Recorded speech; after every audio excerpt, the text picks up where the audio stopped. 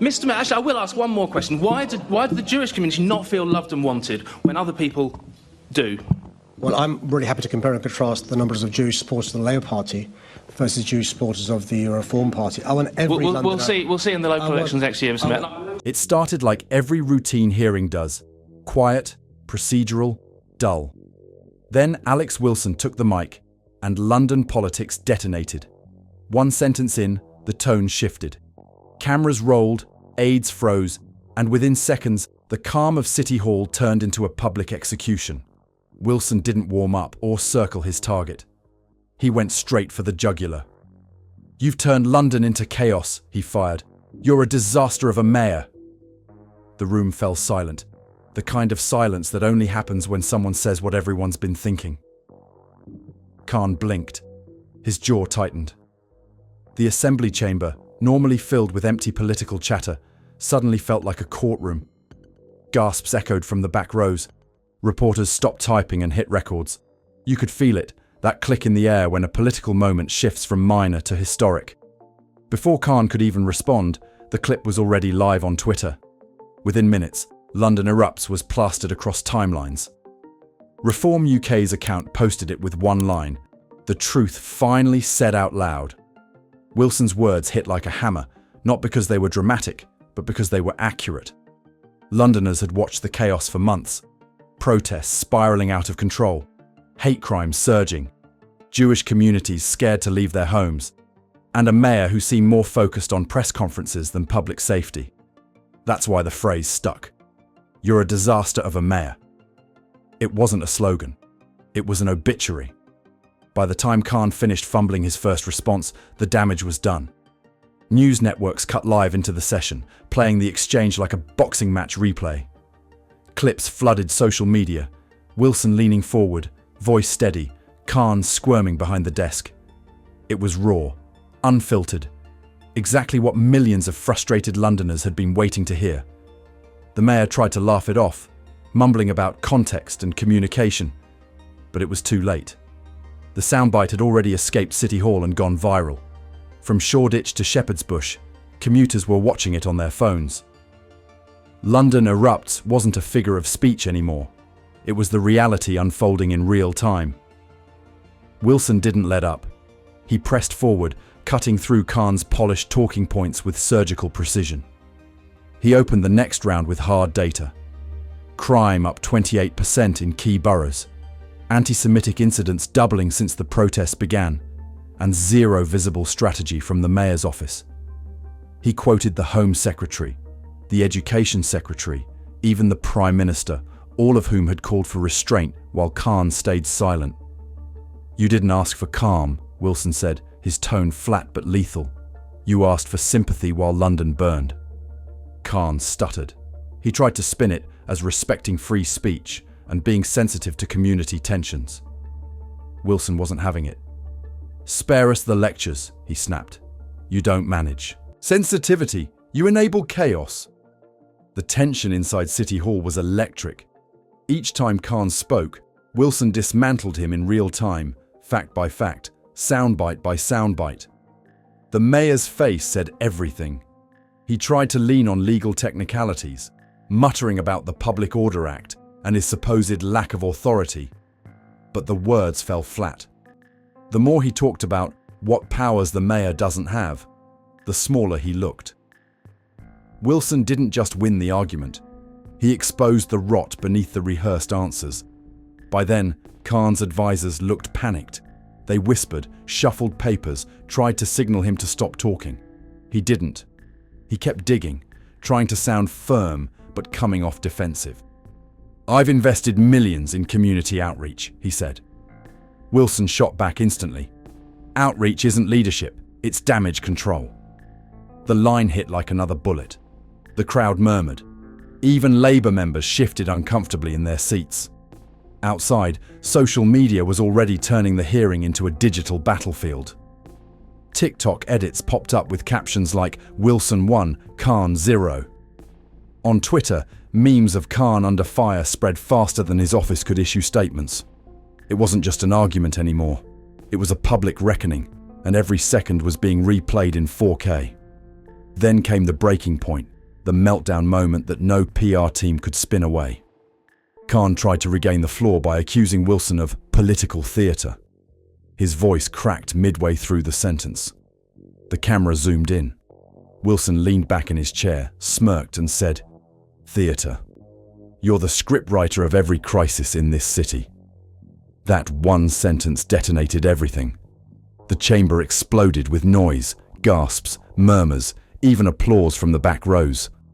The moderator tried to restore order, but it was already chaos. Reporters tweeted live reactions as Reform UK's official page replayed the moment frame by frame. Within minutes, Wilson v Khan and Sadiq meltdown topped global trends. The BBC aired the clip 5 times that night.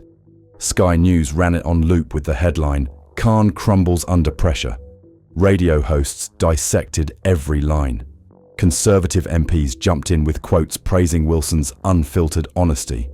And while Khan's office rushed to draft a statement about maintaining professionalism, the internet had already crowned a winner. The public didn't see a debate. They saw a takedown. One man standing up to years of excuses, failures, and political arrogance, and doing it live, without notes, without apology. By midnight, clips of the confrontation had hit over 10 million views. Commentators called it the defining moment of Wilson's career. Others called it the beginning of Khan's end. For Londoners watching at home, it was something simpler: relief. Finally, someone said what they'd been shouting at their screens for years. City Hall wasn't supposed to erupt, but it did. And for the first time in a long time, London cheered. By nightfall, the city was shaking. What started inside City Hall had spilled onto the streets. Crowds gathered outside the glass walls, chanting Alex Wilson's name like he'd just won an election. "Khan out now!" echoed through the air, bouncing off the Thames and up to Westminster Bridge.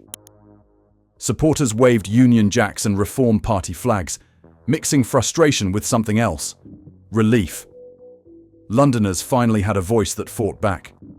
Videos from Trafalgar Square showed the mix. Black cabs parked bumper to bumper, shopkeepers standing shoulder to shoulder with students, chanting together in the cold night. Police moved fast to set up barriers as tempers flared near Parliament. One group of protesters carried signs reading "Enough excuses," while another draped a banner from a balcony that said, "Wilson said it, we agree." It wasn't organised. There were no party banners, no campaign leaflets, no central message. Just raw energy, like the city itself was venting years of bottled frustration. Within hours, the footage hit social media. Clips of the chants flooded TikTok, the words "Khan out now" looping over sirens and streetlights. Even foreign outlets started covering it. CNN called it a populist eruption in the heart of London. London transport unions joined in by morning. In a rare public statement, they condemned Khan's political detachment, accusing him of abandoning frontline workers to shoulder the weight of policies written from behind polished desks. That line hit hard. Tube drivers, bus operators, even station staff started sharing it online. For once, London's working class and its middle-class commuters were united, not by ideology, but by exhaustion. One viral image summed it up perfectly. A protester held a cardboard sign outside City Hall reading, "We wanted leadership, we got excuses." It wasn't just clever. It was truth carved into cardboard. Reform UK didn't waste a second. By the next morning, Nigel Farage was on live television grinning. "That's discipline under fire," he said, replaying Wilson's confrontation in slow motion. "He said what millions of Londoners are thinking, and he did it in the lion's den." The clip spread like wildfire. Conservative MPs piled on, calling Khan's record a civic disaster zone and mocking Labour for hiding behind diversity slogans instead of fixing broken streets. Political analysts could barely keep up. Overnight polls showed Khan's approval rating had cratered 7 points, his worst since 2019. The numbers spoke for themselves. 40% of respondents said they no longer trusted Khan to manage public safety. 28% said he should resign immediately. and among younger voters, Wilson's name was trending above every Labour minister in London. Inside Labour headquarters, panic meetings began before breakfast. Party strategists begged Downing Street to distance itself from Khan's remarks about protests, warning that the fallout could hit the national brand. A leaked message from a senior advisor summed up the mood. "We can't defend him anymore. This is political self-harm." Even the press turned ruthless. The Evening Standard headline said it all. Alex Wilson did what no election could. He shattered Khan's aura of control. Broadcasters used split-screen footage of Wilson's takedown beside scenes of the City Hall protests, narrating it like a collapse in real time. Sky News compared the moment to a mini referendum on leadership. Every frame made Khan look smaller, cornered, and out of touch. And Reform UK's war room could smell victory. Their donation link crashed twice in 12 hours from traffic spikes. Supporters were calling it London's political awakening. For the first time in years, a single viral moment had flipped the city's conversation upside down, and Khan's polished PR machine couldn't contain it. Inside City Hall, chaos reigned. Senior Labour aides demanded immediate damage control after leaks confirmed serious image collapse. Staff described the mood as bunker mentality. One insider told reporters, "The mayor's team isn't talking strategy anymore, they're talking survival." Khan cancelled 2 public events citing security concerns, but the narrative was already out of his hands. Critics called it cowardice. The backlash grew louder every hour. Polls showed that 58% of Londoners now agreed with Wilson's statement that the mayor has lost control. The shift was seismic, from frustration to open rejection. Comment sections under news posts filled with variations of the same sentiment: "He's lost the city." Meanwhile, Reform UK's momentum hit record highs. Fundraising spiked 240% in 48 hours. Wilson became the movement's unofficial figurehead overnight. His speech was replayed at Reform rallies from Manchester to Brighton. Supporters treated the moment like history in real time.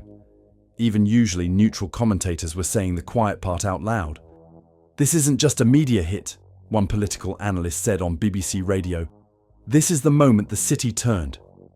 Newspapers across the spectrum ran the same line.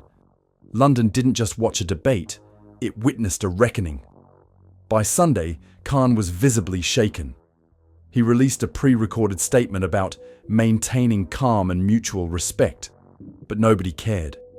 The internet drowned him out. A single clip from the protests racked up 20 million views. A man standing outside City Hall yelling, "You're not our mayor anymore!" London had reached boiling point. The crowd's anger wasn't ideological, it was personal. It was years of failed promises, gridlocked traffic, rising crime, and leadership that always arrived late, if it arrived at all. Wilson didn't just embarrass the mayor, he cracked the wall that protected him. City Hall, once the stage of scripted politics, had become the symbol of revolt. The public had chosen their side, and for the first time in a decade, it wasn't the mayor's. London woke up, furious and fearless. The silence is over, the city's speaking loud.